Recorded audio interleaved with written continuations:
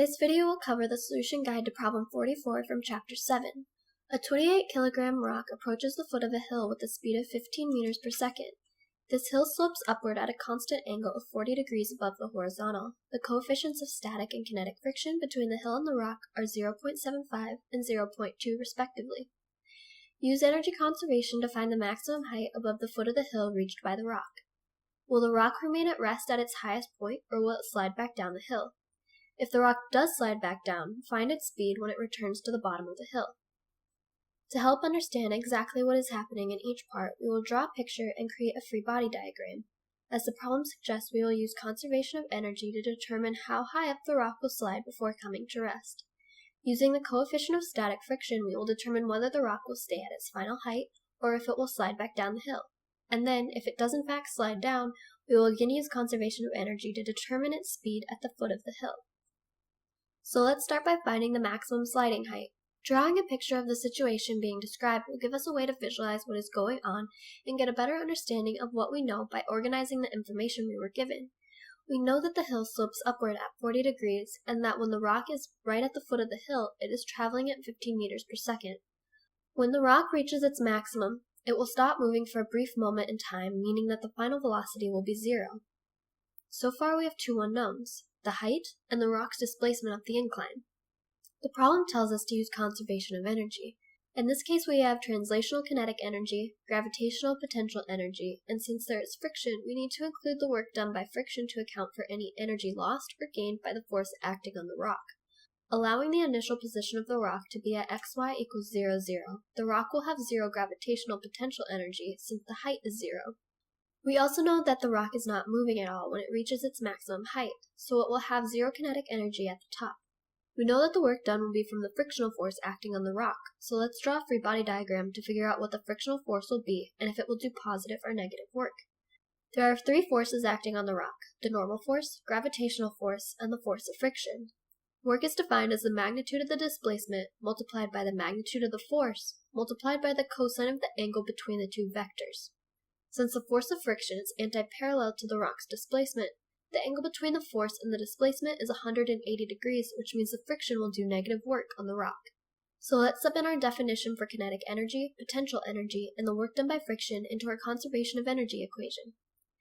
In this equation we have 3 unknowns, the normal force, the displacement, and the height. Looking at the free body diagram, the normal force is equal to mg cosine of theta.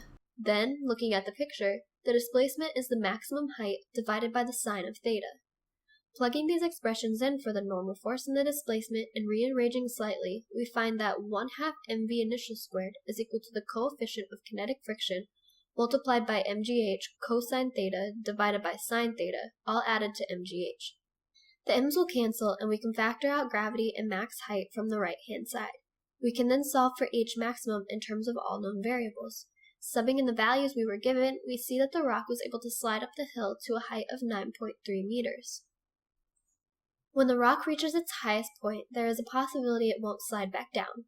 Once the rock stops moving, static friction replaces kinetic friction, and if it's larger than the gravitational force pulling the rock down, the rock will stay put.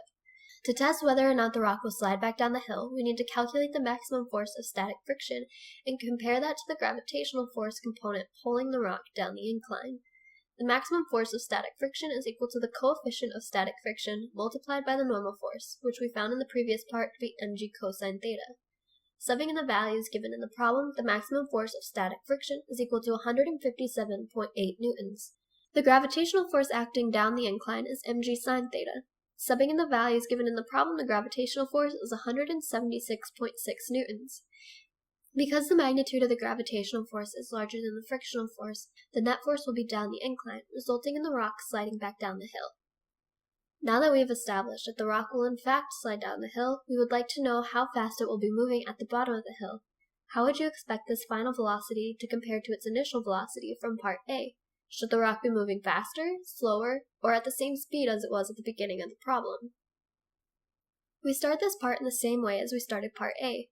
The differences are that the rock's initial and final positions have been swapped, and since it's moving down the hill this time, the force of friction is up the hill. So, starting with our conservation of energy equation, we can start by figuring out what on each side will be 0. Initially, the rock is at a height of 9.3 meters and is at rest, so we know that it will have zero kinetic energy. Even though the direction of friction has changed from part A, friction is still opposing the motion of the rock and will therefore do negative work. At the bottom of the hill, the rock will be at a height of 0, causing its potential energy at the bottom to be 0. We can now start subbing in the definitions of the variables we have left. Since the rock is at its maximum height initially, the potential energy will be mgh.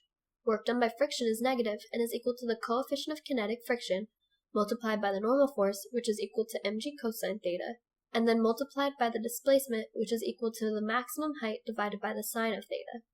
At the bottom of the hill, the rock only has kinetic energy, which is equal to 1/2 mv final squared. Solving the equation for v final, we get an expression in terms of variables for which we have all the values for. Subbing those values in, we find that the rock is moving at 11.8 meters per second at the foot of the hill. Recall that it started moving at the foot of the hill in part A at 15 meters per second. Had the surface of the hill been frictionless, the rock would have slid higher up the hill and would have returned to the bottom with the same velocity at 15 meters per second. However, since friction was doing negative work while the rock was going both up and down the hill, the rock lost some of its energy and therefore returned to the foot of the hill slightly slower than it had been going initially.